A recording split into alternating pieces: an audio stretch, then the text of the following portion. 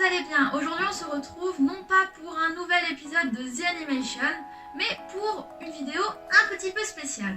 Donc en effet, je n'ai absolument pas eu le temps de regarder un nouvel animé pour ce mois-ci. À la place, j'ai décidé de vous tourner un nouveau contenu.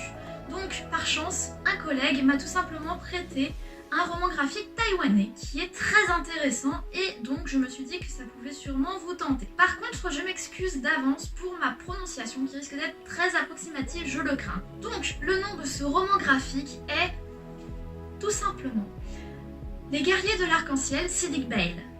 C'est publié chez les éditions Akata et c'est notamment Ho Long-Chiu qui l'a écrit et dessiné. C'est un roman graphique assez imposant, il fait à peu près 300 pages et la couverture est juste magnifique. Pour que vous la voyez mieux, je vous la mets tout simplement maintenant en grand écran. Déjà parlons de l'histoire de ce roman graphique. Donc il faut savoir que c'est un roman historique, donc qui relate de faits réels. On découvre en détail le conflit qui opposait d'un côté les Japonais contre une ethnie minoritaire, les Siddiq, qui se trouvent dans l'actuel Taïwan. Donc pour que vous compreniez un peu mieux, place à un petit peu d'histoire, mais parce que c'est quand même assez compliqué l'histoire en général et notamment la partie asiatique, il faut bien tout comprendre, tout savoir, etc. Nous allons faire tout simplement une version rapide et simplifiée. C'est la version rapide et simplifiée.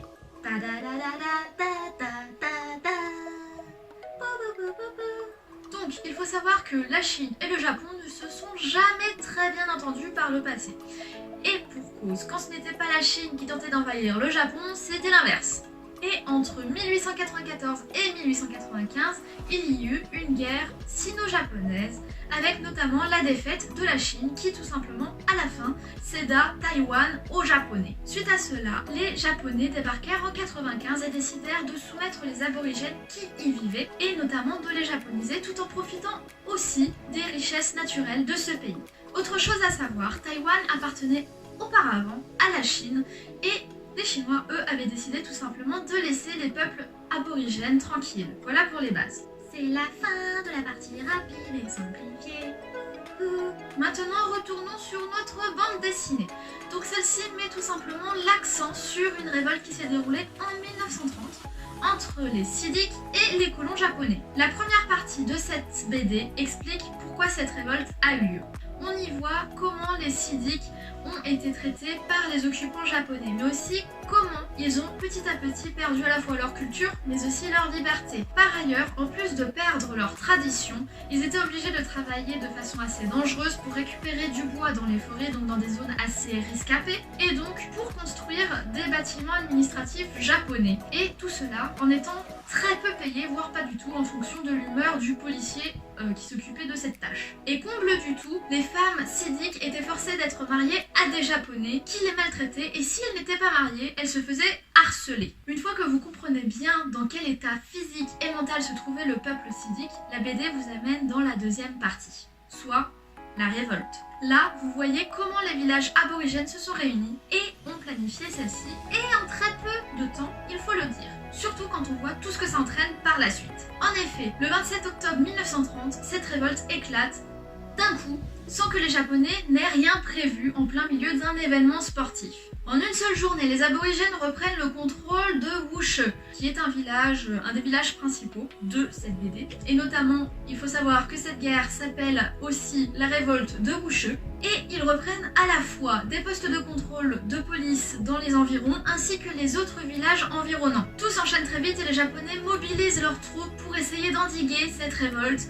Mais malgré leur grand nombre, ils n'arrivent pas à prendre l'ascendant sur les 400 résistants. Il faudra pas loin de 2000 hommes pour réussir à mettre fin à cette révolte, tout en utilisant à la fois plusieurs milliers de sortes de bombes différentes, et tout cela en 50 jours à peine. Donc, comme vous le comprenez, c'est une BD assez dure, mais très intéressante culturellement parlant. En effet, Ho Long-Chiu s'est servi à la fois de témoignages et de ses recherches pour nous livrer ce roman graphique, ce qui le rend encore plus vrai. Dedans, on plonge tout simplement dans cette révolte et on découvre à la fois les traditions de cette minorité ethnique, mais aussi leurs valeurs guerrières et surtout on découvre quelque chose que nous n'étudions pas forcément en cours. Maintenant parlons plus de la forme de ce roman graphique plutôt que du fond. Il faut dire que le style graphique est assez dur, mais en même temps, vu le thème, c'était clairement obligé. Personnellement, ce n'est pas du tout mon style de dessin, mais cela ne m'a pas dérangé, j'ai été absolument plongée dans cette révolte. Donc, si vous vous intéressez à la fois à la culture asiatique, mais aussi à l'histoire en général, cette BD est pour vous. Par ailleurs, après quelques recherches, j'ai vu qu'il y avait un film basé sur cette révolte. En effet, à la fin de la BD, il y a plusieurs pages écrites par plusieurs personnes différentes, que ce soit Roland Chu ou des personnes civiques, mais aussi un réalisateur de ce fameux film qui s'appelle Warriors of the Rainbow, Siddiq Bale. Et le peu d'extraits que j'ai pu voir sur internet de ce film m'a clairement donné envie de le voir. Donc je pense que je ne vais pas tarder à le voir. Si jamais vous l'avez vu d'ailleurs, n'hésitez pas à me le dire dans les commentaires pour que je sache si c'est vraiment bien. Finalement, comme vous l'avez compris, j'ai clairement adoré cette BD taïwanaise. D'ailleurs, c'était la première fois que je lisais une BD taïwanaise, ça je tiens à le souligner. Et même si les graphismes sont assez durs, je trouve que c'est tout à fait normal avec un thème aussi compliqué, aussi difficile à aborder. Et surtout cela fait plus réaliste, du moins c'est ce que je pense. J'apprécie énormément tous les points culturels qu'il y a eu tout au long de cette BD, que ce soit sur la culture des Siddiq ou tout simplement comment les Japonais traitaient ces peuples. Et j'ai vraiment apprécié les fiches à la fin de ce roman graphique, avec notamment plus de détails sur la culture Siddiq, avec l'alimentation des Siddiq ou encore leurs habits. Après, je l'avoue, si mon collègue ne m'en avait pas parlé, je n'en aurais sûrement pas entendu parler. Mais franchement, je ne regrette pas. Cet ouvrage peut paraître assez cher, mais je trouve qu'il en vaut le coup. Donc il faut savoir que la couverture est assez épaisse, il y a quand même 300 pages, et le grammage des pages est assez important. Donc ça reste quand même un ouvrage assez complet. Donc c'est un ouvrage à avoir à la fois dans sa bibliothèque, en tant que fan d'histoire ou tout simplement de l'Asie, mais aussi qui peut faire un très beau livre cadeau pour ces personnes-ci. Sur ce, j'espère vous avoir donné envie de lire cette BD taïwanaise. Donc si vous l'avez déjà lu ou que vous en aviez entendu parler, mettez-le moi dans les commentaires. Si jamais je vous ai donné envie de la lire, dites-le moi aussi, ça me fera plaisir.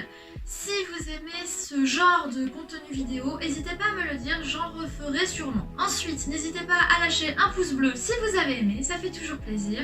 N'hésitez pas non plus à vous abonner à notre chaîne. Si vous ne l'êtes pas encore, vous pouvez aussi tout simplement cliquer sur la petite cloche pour recevoir des notifications et notamment être prévenu des nouvelles vidéos, mais aussi nous suivre sur nos différents réseaux sociaux qui sont Twitter, Facebook et Instagram. Sur ce, bye!